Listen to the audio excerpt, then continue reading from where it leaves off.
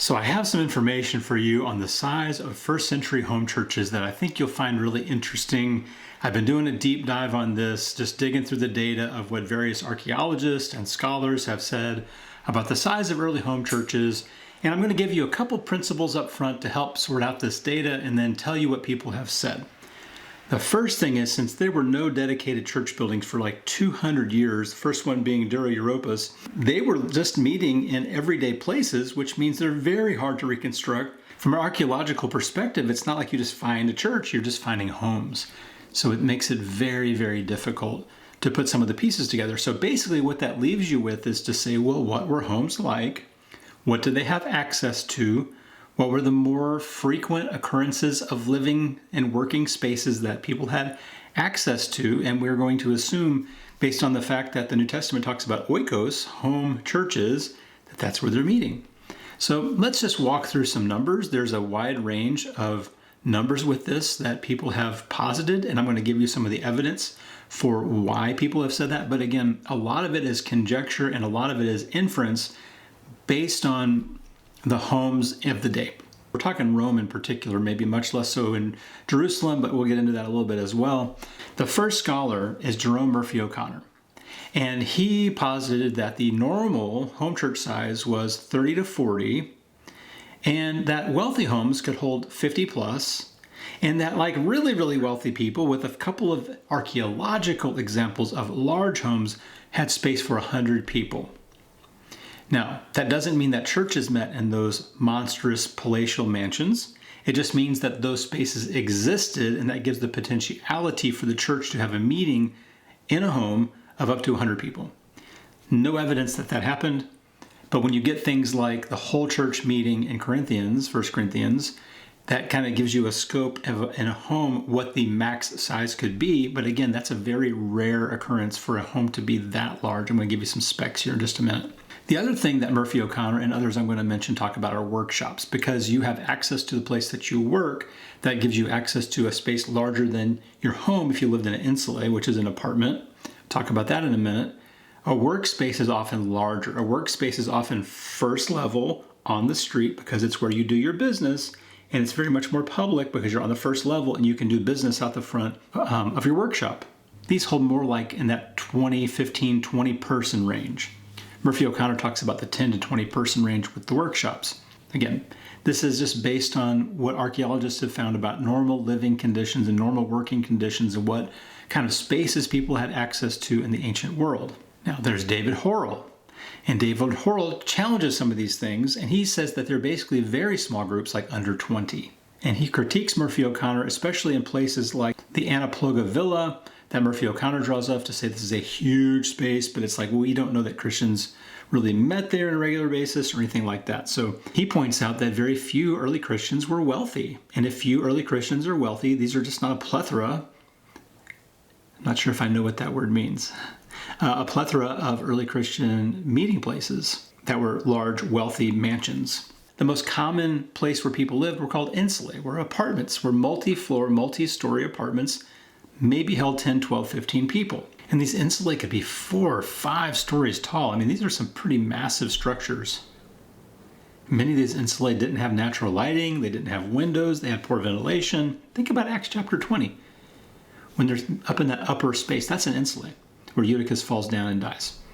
Then there's Justin Meggitt, and he kind of follows the same lines. He says these assemblies were very small, access to large spaces were very limited, therefore you're going to meet where you have access, and most access is in very small places. Then there's Robert Jewett. He goes even smaller. He says the insula flats were very small, so very poor of air circulation, so very poor lighting, that it makes not a very great place to meet, but it's an accessible place to meet. It's basically a place where people sleep. It's a very small space. Maybe you could have 10 people. Think like a college dorm room, maybe even a little bit smaller. Try putting like 10 people in a college dorm. That might be a typical space that the early church met in if they're meeting in their living spaces up in the apartments in Rome. And these insulae could be 4 or 5 stories tall. I mean, these are some pretty massive structures. Many of these insulae didn't have natural lighting, they didn't have windows, they had poor ventilation. Think about Acts chapter 20. When they're up in that upper space, that's an insulae, where Eutychus falls down and dies. Here's Adams' earliest Christian meeting places. Typical insula flats would not have been impossible as assembly venues if they averaged about 10 square meters, as Jewett claims. They could have accommodated groups of about 10 people. In Acts 27 through 11, Luke pictures a Christian meeting in a cramped upper floor insula dwelling. Yet it is not easy to see how groups at the higher end of the estimated sizes of early house churches, 30 or more, could have gathered in a standard tenement space or in some other forms of non-elite urban housing. So again, common people, common housing, very small, churches of 10, 12, 15 people. Go back to the ministry of Jesus. This is literally how he set things up in the beginning. He went from house to house whenever he sent out his disciples in Luke chapter 10, sending the 72, sent them house to house. Jesus discipled 12 people, it's a group of 13. You could meet in these small spaces. This sounds strategic to me, but again, nothing states that it's strategic, but it actually works quite well. And now Jewett points out something really fascinating. He points out to sociologically that the population in Rome were about 90 to 95% not homeowners, that they lived in apartments, they lived in insulae. That means about 5% of the Roman population lived in a home. And if you look at the diversity of homes today, most homes are still not big. Even if you live in a private home, they're still not mansions. And so if only 5 to 10% of people owned a private home, then an even smaller percent owned a large home to fit like that 50 plus person range. And imagine what very teeny tiny percentage of people owned a home so large that you could fit 100 people in it. That's got to be minuscule. So my point is that yes, that person who owned that kind of space might exist and might attend your home church and might be a person who could have space for like the whole church gathering or something like that, or grow a large home church in it. But the probability of that is actually really slim when only maybe 5% of people own their own home. And then there's Longenecker. And Jewett and Longenecker and these guys are very well known, very well respected New Testament scholars. So is Jerome Murphy O'Connor. Longenecker says 20 to 50 people in regular homes. And then he talks about the tenements, 10 to 15 people in the tenement, in the insulae. Same kind of data, same kind of understanding. Then there's James Dunn, very well known, very well respected scholar on Christology and the early church and many topics. And he says tenement apartments up to 12 people. And again, wealthier homes in that 40 to 50 person range. We're seeing lots of consistency here. In Jerusalem, the insulae were not quite as common as in Rome. They had private homes. You see this in the ministry of Jesus, where Jesus is in a lot of people's homes. But having that multi-tiered, multi-story insulae apartment thing was not quite so common in Jerusalem, or in Judea, I should say. But in Jerusalem, there was one home they found called the Palatial Mansion of Jerusalem, 600 square meters. That's huge. Here's a little description of the mansion in Jerusalem. The numerous rooms of the spacious mansion were arranged around a courtyard. The ornate frescoes in many of the rooms testify to strong Hellenic Greek influences, such as may be observed at Pompeii. Two prominent features are worth mentioning. First, the large reception hall measuring 6.5 meters wide by 11 meters long. That's about 72 square meters. We've already mentioned that is about 775 square feet. In our estimation, this reception hall could have accommodated 75 people. Access to 3 other smaller rooms was gained only by passing through this room. The ornamental frescoes, Ionic columns bearing a schematic Doric frieze, in these rooms suggest a public character. Taken together, the hall and the smaller adjoining rooms would have accommodated about 100 people quite comfortably. The second feature is the water installations on the lower level, in addition to a small, tasteful, decorated bathroom. There were 2 large ritual baths, each with a double entrance. And Avogadro suggests that the emphasis on ritual cleanliness in this household borders on a cult of immersion. That's from Blue and his Architecture in the Early Church book. Some synagogues met in private homes. There was a little bit of precedent for that. And sometimes people press the synagogue to early church parallels a little bit too strongly, but it could well be that they were already used to meeting in homes for these religious gatherings. David Balsh is another one. He's big on sociology of the New Testament. He's written some really fantastic works on that, and he gives the exact same data as everybody on the main points of multiplicity of options from small to large, that sort of thing. He also mentions maybe inns and gardens, just like workshops. That is speculation, but it makes sense because if you have access to it, you can use it. Just like today we might say, meet in the backyard, go meet in the park, go meet in a public space, whatever. These are places we have access to, so they can get used. Peter Oakes, he believed that these were workshops of up to 30 people were meeting places, and that maybe the host family lived above. Often you lived above your workshop, so you're kind of all right there. Now this jives a bit with what we see in the New Testament. Someone like Gaius in Romans 16:23, where the whole house, the whole church, I should say, sends their greetings. 1 Corinthians 14:23, if the whole church comes together, it sounds like there's a network of home churches in Corinth. Some think that even that network was only 50 people. That kind of blows my mind a little bit. And that maybe they need these couple of venues for larger meetings. We found outside is great because you can fit like lots of people outside. But in their world, they had outside spaces too, if the whole church comes together. Again, in summary, very hard to determine because they don't have dedicated spaces. They just like dig something up and go, oh, this was an ancient church and it could fit 100 people. They're just digging up homes and homes or homes and homes and homes and homes. And even these tenement apartments didn't hold up well archaeologically in many instances, it seems to me. So there's limited evidence on this. There's a lot of presupposition. There's a lot of inference going on with all of this. The idea that the early church was like in large facilities with large numbers of people on a regular weekly in and out or even daily basis, I don't think that holds up very well. It holds up in Acts 2 when they had access in and out of the temple, when it was just a Jewish movement at that point in time and they had free access and free flow in the temple. That makes some sense. Had a little bit of free flow in the synagogue for a very short period of time. That makes some sense.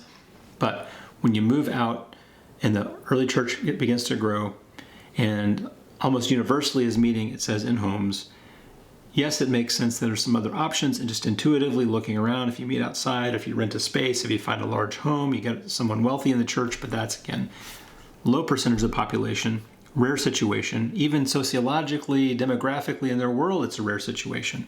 Here's a little note on the synagogue, and this is also from Blue Architecture. The problem of the early Christian community in securing a sufficient number of houses for their assemblies may find its solution in contemporary Judaism. Most synagogues were single rooms and houses. The majority of early believers residing in Jerusalem were Jews, and their number included individuals who had financial means. It is plausible that some of these Jewish Christians had formerly opened their houses or parts of them to be synagogue community. It would have been natural for these patrons, having now become followers of Jesus, to use the same facilities as a gathering place for the Christian community. Again, very plausible. We just don't really know that that happened. There's no data necessarily to say that this guy did that, but it makes sense that that could be a thing. Isn't it interesting in Paul's ministry how he converts homeowners and households? Here's what Blue also said. In Luke's selective recounting of Paul's mission and establishment of churches throughout the Roman Empire, we find Paul consistently converting a homeowner who is capable of benefaction, including the provision of a house for Christian assembly. For example, Lydia in Acts 16, Titius Justus, Acts 18. This was important for the predominant domicile in urban areas was the insulae or apartment complex. Only 3% of the population lived in a domus or a house. That goes even more strict than the 90 to 95% of Jewett. The disproportionate number of insulae is probably evidence of a relatively high cost of housing.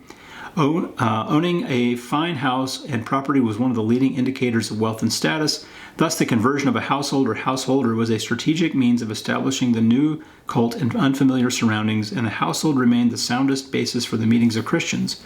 We should reasonably assume that at Corinth, for example, Aquila and Priscilla would have opened their house to the Christian community. When they move on with Paul to Ephesus in Acts 18:18, we find them with a, quote, church in their house, 1 Corinthians 16:19. And when they later reestablish their residency in Rome, Acts 18:1-2, they again have a church in their house, Romans 16:3-5. Since house churches did not demand architectural alterations, their archaeological remains are undetectable unless they were subsequently incorporated into a domus ecclesia.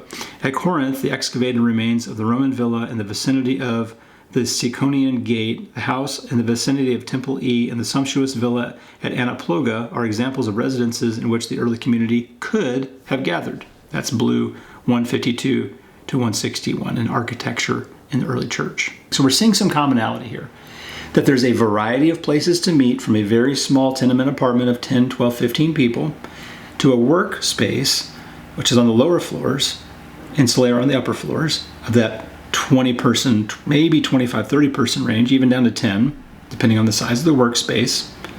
And then you have small private homes that maybe fit that 20 to 30-person range. And then you have the big mega mansions that maybe fit in that 50-plus range. Very rare. So the larger it goes, the more uncommon it would be to have access to a space like that. We've talked so much on this channel about how size dynamics absolutely plays a role in the function of the ecclesia, the congregation. And this just confirms that these were very, very small. And similar to a small group today or a very, very small home church, if you talk to some home church people, Curtis Sargent, for one, will say that 12 to 15 person range is about as large as a home church needs to get.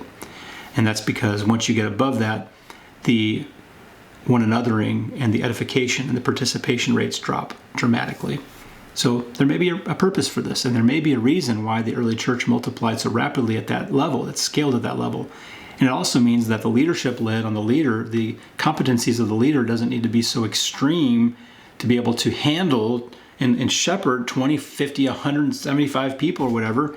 If you've just got 10, 12 people, 13, 14 people, it means that more people can shepherd, more people can facilitate, more people can host, which means that it can grow more exponentially because you have a larger pipeline for leadership, because the ask of leadership is much smaller than trying to be like some professional pastor of, a 75 member mansion home church. So there you have it. What do you think about it? I want to hear from you. Like and subscribe if you haven't. After you get done liking and subscribing, and give me a little comment here about what you think about all this, I'd love for you to watch this next video on home church and why it matters. Take care.